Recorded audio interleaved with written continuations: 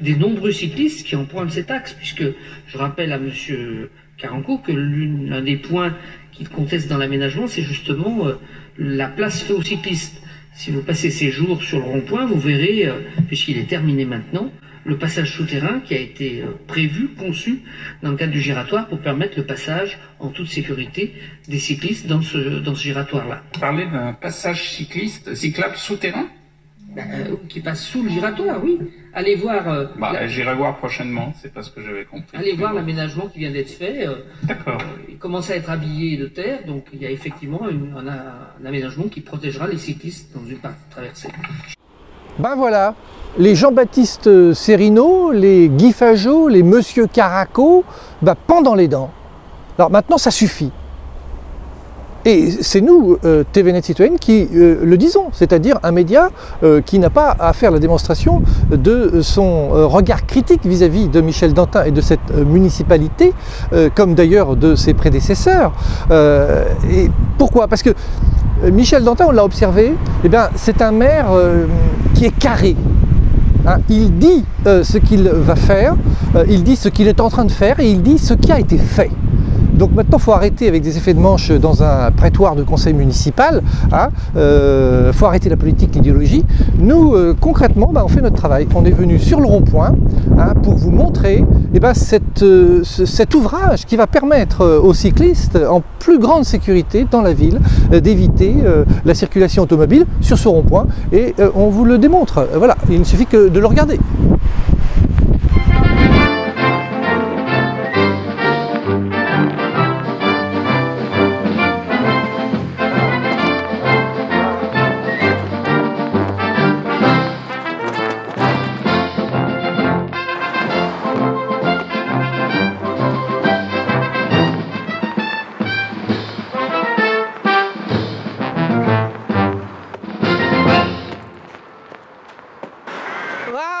Il y a quelqu'un? Oh, il y a quelqu'un? Oh, il y a quelqu'un?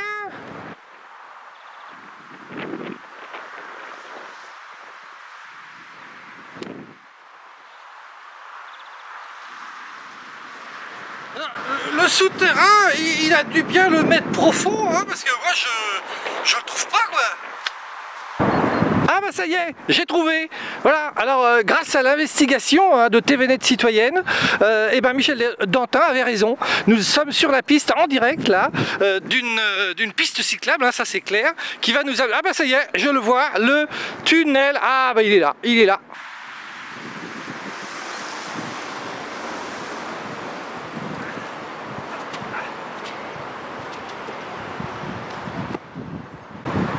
Oui, alors... On l'a bien trouvé, mais ne vous fiez pas, parce que moi je suis assez grand. Moi je pense que ça peut passer avec un vélo, quand même. Voilà, donc on peut s'envoyer les choses à la figure.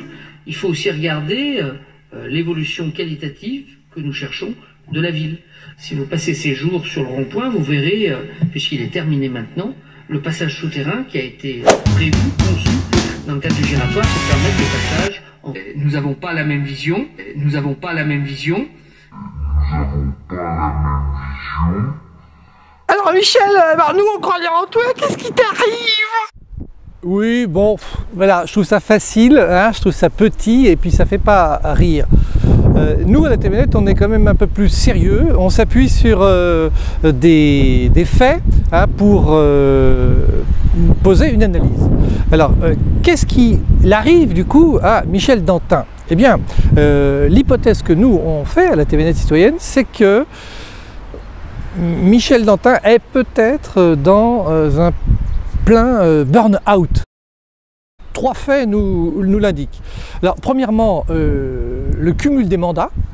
Vous imaginez un pauvre homme maire d'une ville de 60 000 habitants, d'une agglomération de 130 000 habitants, qui depuis des semaines, des mois, des années parcourt entre Chambéry, Bruxelles, Strasbourg, à travers des avions, des trains, des taxis. Et bien tout simplement, il ne sait plus où il habite.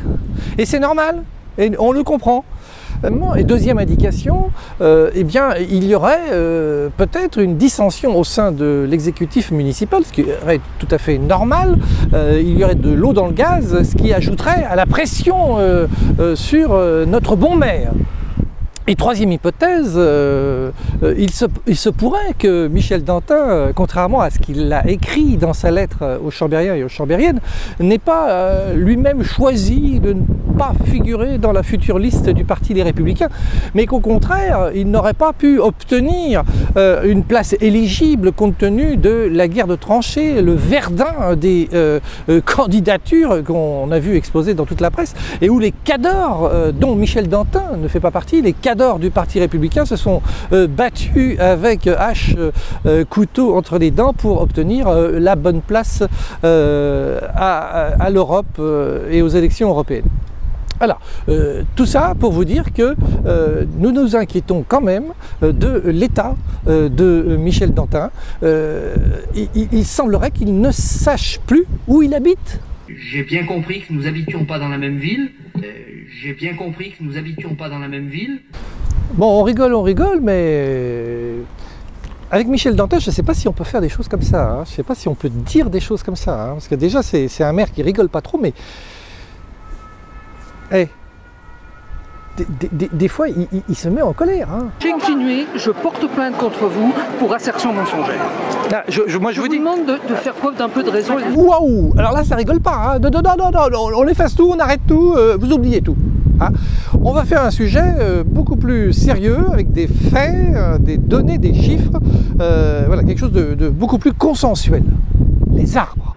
Depuis le début du mandat, on a par exemple planté 50 000 plants d'arbres et d'arbustes entre la sortie de la Lesse découverte au bout des Allobroges et le pont de l'autoroute.